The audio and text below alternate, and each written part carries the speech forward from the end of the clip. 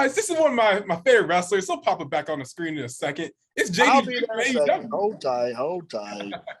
What's up, YouTube, guys? This is one of my favorite wrestlers in the world right now. This AEW star JD Drake. How you doing, man? What's up, man? How are you, Malcolm? You doing all right, bud?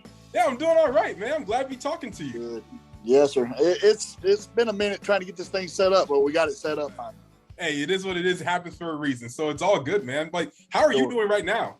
I can't argue a bit. A little sore, but, you know, you'll have that when you have like 10 matches in a week and a half. Fair enough. Yeah, I mean, I wouldn't know. I don't really wrestle, but I can imagine just watching it. It looks like it hurts a lot. So imagine doing 3 a days at the gym for like 3 solid weeks. It's about how I feel. Fair enough. Gotcha. Yeah, that's a lot of wear and tear on the body right there. But JD, something that I really like about like your wrestling style is obviously what you do in the ring, but like the way you talk, like your promos are just fire. Like, how did you become such a great talker? I've been a talker all my life, man. It started on the slow pitch softball field and playing baseball, things like that. I've been around people that talk an immense amount of shit like my entire life.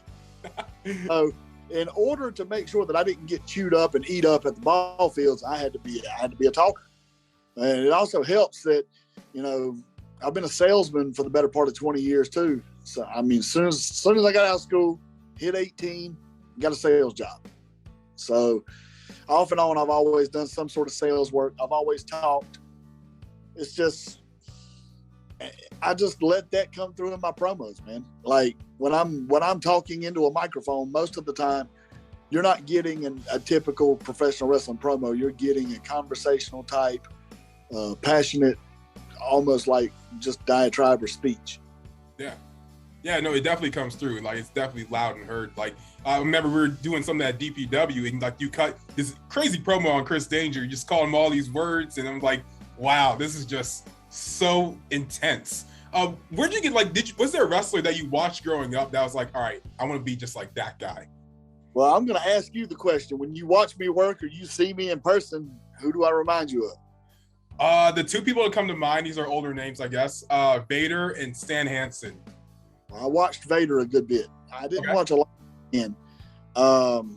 until I got older and got into wrestling. Yeah. Well, 2 main influences are Arn Anderson and the Great Muta. I can see that. Yeah, I can definitely see some Arn Anderson. You haven't like pulled out a Glock yet, so you're not all the way there, Arn. But like, I can see. Not yet. I threatened to at one of the last tapings because he was getting on my nerves, but then he reminded me that he's still the OG and I ain't messing with him. Fair enough. Yeah, I would not know what to do if Arn Anderson decided to tell me he's gonna pull a Glock. Like, I would just run away very fast. But, JD, like, you're now in AEW. Like, is there a different perspective that like people have of you now since like you're with All Elite Wrestling? Like, when you're in the locker room, people look at you just a little bit differently now. Like, it's weird, but yes, I'm the same guy I've always been.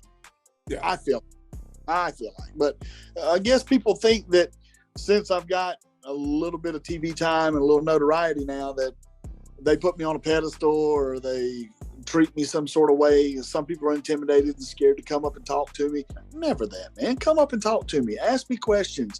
If you want me to watch your match and I'm able to, come up and ask me. I will do my best to. And if I don't watch it that night, send it to me. I'll watch it and tell you what I saw.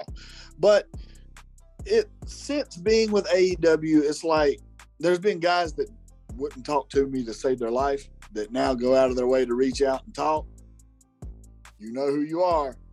There's also guys that like were talking to me all the time that now they feel like, well, he's this big star. He don't have time for me, yada, yada. You know who you are. Both ends of the spectrum get on my nerves. Like they do. Yeah. If it wasn't good enough to talk to you before I got there, why am I good enough now?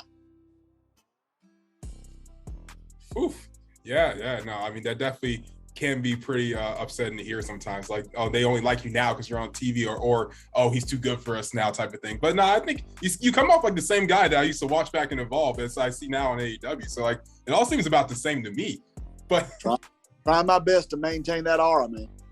For sure, man. And like the last time I saw you was at the Battle Slam show in Atlanta. And during that show, Lil Scrappy, I'm not sure if you're like too familiar with his work, but he decided just to rock bottom Baron Black. Is there a wrestler or a rapper that you would ever want to face in a ring if you had the opportunity to? If not rapper, then maybe just musician. a rapper or a musician that I would like to face in the ring? Yes, as a matter of fact. Okay. Yes, as a matter of fact. And tag him in this shit. I will. Shara, you rascal, you goof, run your mouth to me online again. I told you I was going to find you. Here's my platform. If I find you, I will fly to England to Sovereign Pro to slap the taste out of your mouth. Oh, wow. Wow. Okay, that's very intense. We will definitely tag. You can, your battle rapping ass. You can battle rap all you want to. You can battle with your mouth. I battle with ease. Come on, I'll slap the piss at you. Oh, he gets on my nerves. What kind of stuff gets on JD Drake's nerves? I feel like everything. Not learning this yet. Everything. People who are idiots, goofs, people that speak out of turn, people that run their mouth about things that they don't understand. I don't. Oh God. This is amazing. I mean, also understandable. I mean, that would pretty much annoy me as well. But I mean, I'm not as scary and massive as you are. Well, actually, I don't know. It might be the same size. I don't know. There's a lot of stuff that's been going on in your career so far. And like, one big thing is the Workhorsemen, tag team wrestling. You guys have been killing it on the scene for such a long time now. What's it take to make a really good tag team in 2022? Chemistry. Of course. Chemistry. You cannot teach it. You can't teach. You can be the best tag team in the world, but if you don't mesh well, gel well together, nah. Two of the best singles wrestlers in the entire world does not a great tag team make. If you don't have some sort of chemistry from day one, then you're not going to be a good tag team. From the day that me and Anthony were just thrown together, we got put together in Charlotte, Evolve 87, was it? I think so.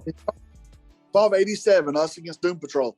Gabe Sapolsky looked at us and said, "Hey, man, y'all are a tag team now." Since when? I don't even like this guy. Like, we literally we didn't like each other. Oh, like legitimately? Like legit. Yeah. When we first met, I thought Anthony was the biggest douchebag on the face of the planet, antisocial, just big goof. And he thought that I was just a loudmouth redneck who just spoke loud and talked about all of these things that I could do, but I was nowhere near as good as my mouth led everybody on to be.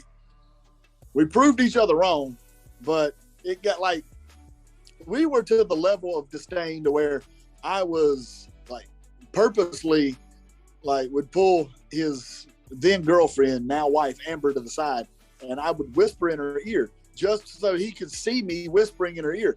Now, he never knew what I was saying. All I was whispering in her ear was, "Hey, I'm just pulling you over here and whispering in your ear to make Anthony think that I'm flirting with you, just to see him get upset. So just start giggling and laughing a little bit. All right, perfect. Now I'm going to walk off. When he walks over here, I want to see what he has to say." So that went on for about 3 or 4 months when we was working together in North Carolina. And finally at a show in Augusta, Georgia, Flatline, we got done. We went to Ale House in Augusta, Georgia. And ironically enough, Anthony and I was sat across the table from each other. Oh, okay. And I looked up at him and I said, "Hey, man, I don't like you." He said, "Feelings mutual." I said, "I think we might need to change that if we're going to be in locker rooms together." He said, "Yeah, I guess." We had a little conversation that night, and then we became associates, and we would speak every now and again. But when we started tagging and running the roads together, chemistry from day one. Wow. It was wild. Guys that just hate each other just grow to be like this amazing tag team. It's wild. Not just an amazing tag team, like brothers. Like I could call him right now and like need something, and he would jump in his car, drive the 3.5 hours to my house to make sure that I had it. He's that type of guy.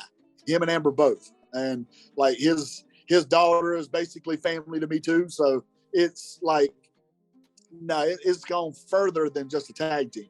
But we despised each other. We did. We just hated each other. And now, like, if you see him at a show, most of the time you're going to see me. And if you don't, just know that me and him are talking. And if you're doing something dumb, I know about it. What's the dumbest thing like you've ever heard that someone was doing at a show that Anthony was at, you weren't? Oh my God. You don't say names you don't want to. Well, there was a pretty good tag team that we've mentored along the way. Yeah. That went out and had just it was a brutal, just woof match. Just, it was way outside of their norm. Okay. Anthony messaged me and says, "Hey, I think we need to talk to these guys." I was like, when? He said, well, whenever me and you were together. Then he told me what was going on. I said, don't wait.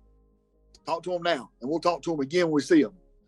And like, it was, I don't want to go too far in depth because stuff like that gets personal with us. But there was some stuff going on that was just way out of character for those two and had to be settled. But he got it squared away. Now, he has told me multiple times, why am I here? Why am I at this show? I swear to goodness, I feel like I've walked back into the 2000s because everybody has bought their gear from Hot Topic. Like, these guys are locking up the wrong way. I just saw some guy shoot somebody off with the wrong arm. Like, why am I here? And then I send him back dollar signs, and he says, yeah, you're right. So just know that if you're a goof, I know about it. Oh, boy. Okay. Definitely. Guys, be aware. Another, and I don't care to throw this one out there. Okay. Some dude, like, without calling it, puts rubbing alcohol into his mouth and sprays fire at another one and winds up burning the dude's face. What? Why? Why? You want to know what gets on my nerves? This gets on my nerves. Why do you do this? What's wrong with grabbing a wrist lock? I mean, yeah, fair. I mean, like, yeah, you don't need to like inflame someone's face like that. That might be a little too far in a wrestling match. Little? Not a little, a lot. Jesus Christ. He tried to make him really look like Kane. I mean, yeah. It's probably not the best spot in the world. I don't know anything about wrestling like that, but it doesn't sound that safe to me. No. Yeah. No. Try it. JD, what was your story of getting into pro wrestling? Like obviously you probably grew up a fan of it, but what was the story of going like, all right, I like this, but now I actually want to do this? All right, so, I mean, I wanted to do it from the time I saw it on television as a kid, but growing up, I was always a fan, always wrestling in the backyard with my best friend on the trampoline. We said one day, as soon as we get out of school, we're going to do what we got to do to become professional wrestlers. We didn't wait till we got out of school. Found a local backyard promotion that had a ring, started bumping in it, started wrestling there, and I was like, something's just not right. So there was a show about 35 miles away from our house, and we called the promoter and like the guy that was selling tickets and said, we want to become wrestlers. He said, well, do you have a way to the show? At the time, both of us were 15, 16 years old, and neither one of us had a vehicle, had a license. He's like, no. He said, well, wait for me at the top of the road. We'll come pick you up and we'll take you to the show and I'll bring you back home. So I just told my grandparents, hey, I'm going to a wrestling show with my buddy. My buddy told his mom, hey, I'm going to a wrestling show with JD, and it's cool. Off we go. We go to a show in Vail, North Carolina at an auction house, and George South happens to be there. Oh, okay. George is the one that gets us in the ring and beats us to death. I think I took 150 bumps that day. Oh, my goodness. I blew my knee out on the second body slam that he gave me and kept going. Like, kept getting up, kept taking the body slams. They hurt so bad. It was to the point, Ricky Morton was also at the show, and Ricky was sitting by the telephone and telling the promoter's wife, if George keeps beating these boys up, I'm calling the police. This is ridiculous.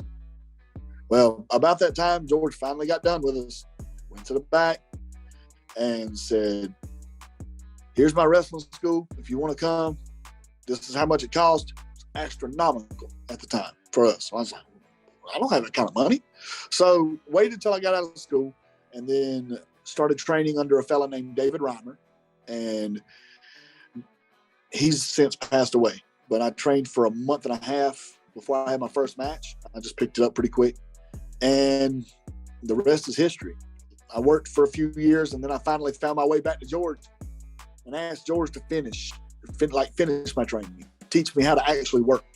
And he did. He spent 6 months of me coming to class, teaching me how to actually work. And anytime I was at shows, I'd sit under his learning tree and finally earned the right to be a George South kid. Wow. Okay, that's a really intense story. Wow, jeez. Sure. Well, I mean, it all seems to be working out for you because I mean, like, you traveled the world, you've won so many championships. This is going your way. Yep. I mean, who would have thought professional wrestling took me not just all over America, but to Germany and England and places like that. Like a little country guy like me doesn't plan to fly across the big pond and go overseas. For wrestling to do it, and it's been wild. That's great, man. I mean, I'd love to see that kind of stuff. And like the first time I ever like saw you wrestle was for Evolve, and like that company itself and just all the talent that was in it was just so amazing to see. What was Evolve? What did Evolve mean to your career? It was really a launching pad. It was just starting to gain traction as a name on the indies, but when I joined Evolve, Gabe, like to begin with, he threw the belts on us like on a whim. Thought, well, we'll just drop them back to Doom Patrol the next night. Nah, it didn't happen. We kept them like without any kind of paperwork, any kind of contract. We kept them for like 6 months, which was unheard of. He just doesn't do that. Then we worked there on like contract pay without paperwork for another 6 months. Then he finally says, "Hey, we want to sign you guys to a deal here, to a preferred booking agreement," and signed our contract, and he started putting us in better matches. Well, he started actually like just believing in myself and Anthony. The more that we would go out and do the things that he thought, like he would put us in positions to fail, but not maliciously. Does that make sense? Yeah. He was putting us in challenging positions to see how we would react, and we always reacted positively and got good like fan reactions. So the real turning point in Evolve was when he called me on the telephone and said, "I want to put you in the ladder match for the WWE Championship." And that night, things are really going to change. And I was like, okay, I didn't know what was going on. Then the Street Profits show up. Then, gosh, what was his name? He's in Imperium. Fabian Eichner. Yeah. There was just multiple NXT guys showing up. And I'm like, what's going on here? And Gabe said, they're going to start working with us on a regular basis. Like NXT wants them to get reps with us. This is what's going to happen. That was the partnership, or the beginning of the partnership between Evolve and NXT. And man, I got to work with some top level talent. But I knew that there was trust in me when I started noticing I was Matt Riddle's last match before he went to NXT. I was wanting to keep these last matches before he went to NXT. Walter shows up, one of the first people he's put in the ring with after he's been looked at, and Anthony. Kushida comes in. I get Kushida. We're put in the ring with the Street Profits as a tag team. Like anybody that comes through, they're in the ring with us. Oh, yeah. He trusts me with Austin Theory at the 10th anniversary show, the debut of Evolve on the network. And like, it's just, to me, that was the highest level of trust ever. Also, when your agent is Tommaso Ciampa and he walks up and says, "Hey, let me know what y'all got, and I'm going to tell Gabe I called it," and walks off, and you call the match, and then when he comes back, you tell him, he literally goes to Gabe and says, "This is what they've got." So we had all kinds of creative freedom. And I had a chip on my shoulder because everybody was like, "What's this fat white guy? He doesn't deserve to have this kind of position, this kind of like booking or anything like that. He's not, there's no way he can be that good." So I had a huge chip on my shoulder. I had people to prove wrong, and I did. Yeah. And I still am. Yeah, no, you definitely still are to this day. And like that match with Austin Theory at Evolve was such like a big match, like combining both the championships, the Evolve and WWE title. And then eventually everyone starts getting signed over to WWE, but we don't see you actually make that jump over to like being an NXT mainstay. What's the like feedback you got from the company on why you weren't like signed to the WWE? There's one reason. They said that my knee wasn't good enough. They said I had trouble in my left knee and I didn't have an ACL in my left knee. And they were right. I don't. I'll be 100% just clear. I don't have an ACL in my left knee. Oh. I haven't had an ACL in my left knee in like 8 or 10 years, though. I tore it my second year in wrestling. I had it fixed and it's deteriorating. Go back and watch my work and tell me that you can tell that my knee is blown. I can't. Go back and watch my work and evolve and tell me that you can tell when I'm wrestling their guys that I can't compete on the same level that they do. You can't. You can't. That was literally what was said to me when I went for a tryout. They walked in, they said, we can't invest in damaged goods. Your knee is not good enough to compete. I named off 6 wrestlers that were there that literally either didn't have a knee or wear multiple knee braces, have had surgery multiple times, or when they were signed, they knew good and well that they had problems with their knee. You've got a world-class rehab center inside your performance center. So if they wanted me bad enough, it'd have been okay. But I get it. I wasn't what you think of when you think of a WWE talent, and they already have a Kevin Owens. Yeah. Big deal. So I went and I told them I can coach, I can produce, I can train, I can do promos, I can ring announce, I can do commentary. There's a million jobs inside wrestling that I can do. I looked dead at the fella that was running the tryout and told him this. And he said, I like your passion, I like your heart. Stick around. Stick around for the tryout. Be hands-on, and let's see what we can figure out. And I did. And there were talks of them wanting to bring me in as a coach. That didn't happen. They also said I needed anger management training because I went off on the guy running the tryout. Well, I basically gave him the business without cussing him once. And I know, you know me, you know that's hard to believe. I understand. They told me, go get an MRI, get your knee checked out, get cleared by your doctor, send us the results. Cleared by my doctor literally tells me, well, you've got arthritis built up in the knee that doesn't have an ACL, so there's stiffness there, and stiffness is stability. I'm releasing you to do whatever you want to do. I've seen you wrestle. You look fine. And I'm like, cool. So I sent them the release. They said, send us the MRI results. Our doctors are a little more strict. I said, got it. Next email I sent was to AEW. There it is. When I sent my email to them, and they got back to me February 15th or whatever Valentine's Day was, 2021, and said, can you be at Dark? I said, sure. When? They said Wednesday. I was like, oh God. Yeah. I showed up. Eddie Kingston sees me, goes to Tony. Hey, I'm wrestling him tonight on Dark. Rest is history. Wow. Well, that's such a crazy story to go from WWE just having all these reasons on why not, and just AEW's like, yep, come in. And that's what's been on Dark. And you've had these amazing matches. Go ahead. All the reasons on why not, but every guy that you send to evolve from NXT is in the ring with me. Yeah, I'm just saying. I mean, there's a reason why they're all wrestling you. It's clearly for, talent, obviously. But now since you're in AEW, you're in this great position of being part of the Wingmen. How's your experience been being a part of All Elite Wrestling? It's been the best time of my life as far as wrestling goes. Legit. I love working at AEW. I like being there. I like the locker room, the atmosphere. The coaches are fantastic. The producers are awesome. The community outreach team is top notch. I don't have many complaints. I don't have many. If I have any, it's being booked at 12:45 the night before or the morning before I need to be at television. But that's a minor complaint, extremely minor, because I still have time to get to the airport, get on the plane, and get there. So, I mean, if that's the worst thing that I have to complain about, I'm in good shape. Do you feel like your potential in AEW is actually being shown? Because a lot of people will say oh, he's not on Dynamite as much as he should be. So where do you see yourself in AEW to compare it to where you think you should be? I should be wherever they think I should be.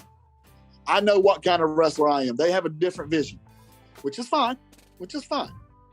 But it's something that I tell my trainees when I'm at class is, we hold on, I'm also at work, so I don't know what's going on here. Oh, I know what's going on here. That's the core. I got you. Cool. Look, not often you come to work and your 15-year-old son gets a job application.